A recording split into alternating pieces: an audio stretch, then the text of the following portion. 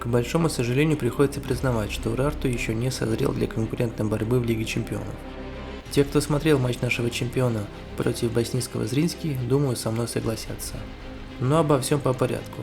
Отмечу, что это был всего лишь третий матч Урарту в Лиге Чемпионов.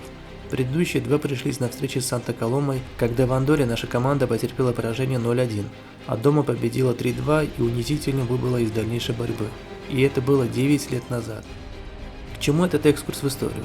На фоне Зриньски, который регулярно выступает в Еврокубках и имеет неплохой для себя опыт побед, Урарту практически неопытная команда на европейской арене, а опыт, как известно, дает уверенность. Состав Урарту был более-менее предсказуем. Вратарем, естественно, был Александр Мелихов. В защите на левом фланге ожидаемо вышел капитан команды Жерар Маркарян. На правом фланге ганский легионер Нана Антви. В центре Евгений Цымбалюк и представитель сборной Армении Эрик Пилоян. В опорной зоне вышли сразу два футболиста. Если Драман Салу занимался только защитными функциями, то Угучуку Иву совмещал эти действия с созиданием. Получалось, кстати, очень неплохо. На правом фланге атаки вышел еще один кандидат в нашу сборную Нарек Григорян. На левом фланге Леон Сабуа. Под нападением Маркус Жуниор и в атаке новичок команды Артем Максименко. Матч начался под диктовку боснийцев. Казалось, что наши ребята не знают, как им действовать на поле. Однако футболисты Зриньски не форсировали события и прицеливались к нашим воротам с дальних дистанций. В составе Урарту уже выделялся своей активностью на фланге Нарек Григорян. Ну и Иву можно отметить, который уже знал, что в последний раз играет на этом стадионе и отдавал всего себя игре. Ближе к концу тайма появились первые серьезные моменты. Сначала нападающий боснийцев попал в штангу после навеса с фланга. Затем Маркус Жуниор после эффектной стеночки промазал с выгодной позиции. После перерыва Гунько сразу заменил еще не влившегося в команду Максименко на габаритного Яя Саногу, а вместо абсолютно незаметного на левом фланге Сабуа вышел Олег Поляков. На удивление, Урарту выдал намного более активный и динамичный футбол, что говорит о том, что наша команда в физическом аспекте даже лучше была готова к игре. Уже на 54-й минуте наши футболисты заработали очень опасный штрафной, откуда Жерар Маркарян попал в перекладину. Как будто наконец поняв, что они новички только на бумаге, наши футболисты все больше и больше начали атаковать. Заметнее всех были Иву, Поляков и Григорян. Постоянный прессинг заставил боснийцев на 77-й минуте сделать детскую ошибку, выкатив мяч на Саногу. Однако француз был не готов к такому подарку и вяло пнул по мячу. Вообще, Яя очень вяло смотрелся и скорее ослабил нападение своим выходом.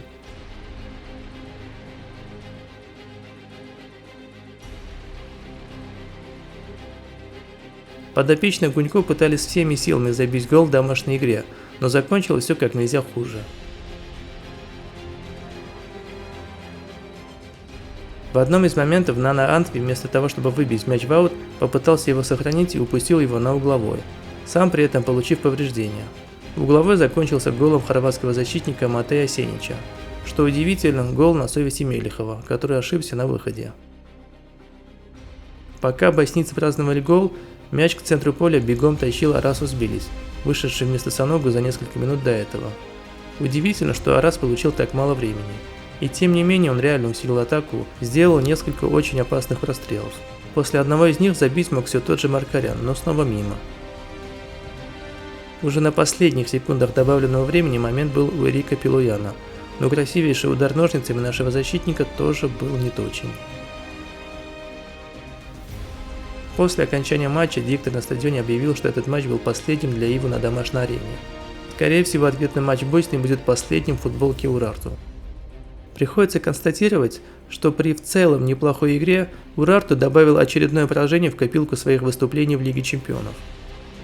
После матчевого интервью Дмитрий Гунько скажет, что газон на домашней арене был плохого качества, и что не все новички еще успели влиться в команду, как те же Павел Могилевец и Переша Пишукич, вышедшие на последних минутах. А по поводу поздней замены Узбилиса он сказал, что они с тренерским штабом приняли такое решение по ходу матча.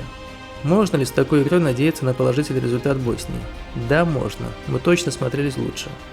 Тем более, что ряд потенциально сильных новичков в лице Пишукича, Эдуарду и Могилевца еще могут усилить команду.